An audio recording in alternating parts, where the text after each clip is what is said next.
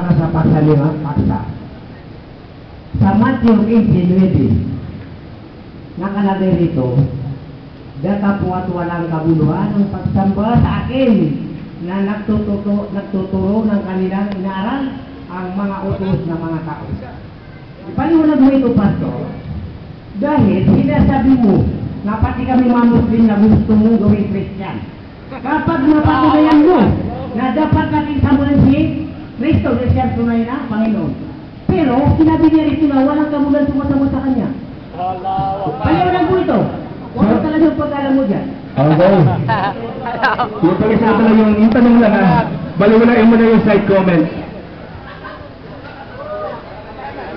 Basahin natin yung ginamit ng versikulo 7, 6 hanggang 9. Basahin ka, no?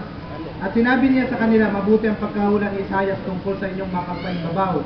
Ayon sa nasusulat, ang bayang ito ay ginagalang ako sa kanilang mga labi, na tapat ang kalang puso ay malayo sa akin, na tapat walang kabuluhan ang pagsamba nila sa akin, na nagtuturo ng kalang pinakaaral na utos ng tao. Nilisan ninyo ang utos ng Diyos at inyong pinangawakan ang salit-saling sabi ng mga tao. At sinabi niya sa kanila, totoong itinakwil ninyo ang utos ng Diyos upang maganap ang salit-saling sabi ng mga tao."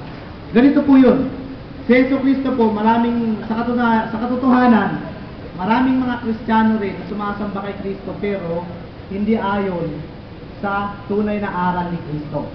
Kaya yun ang sinabi ni Kristo, may mga sumasamba sa Kanya na mga Kristiyano naniniwala kay Kristo pero hindi ayon ang pagsamba sa Kanya sapagkat yung kanilang doktrina ay hindi ayon sa turo ng Panginoong Hesus. Kaya yun ang ibig sabihin.